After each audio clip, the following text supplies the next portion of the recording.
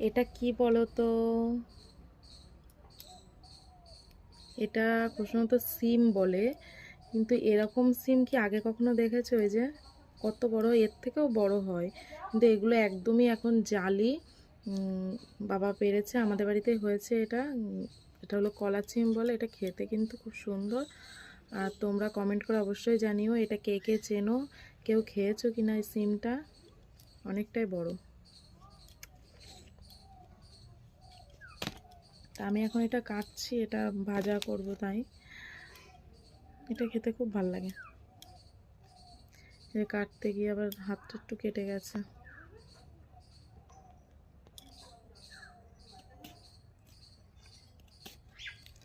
এই যে এটা কুচিয়ে কাটতে হয়, এটা ভাতেও খুব ভালো লাগে।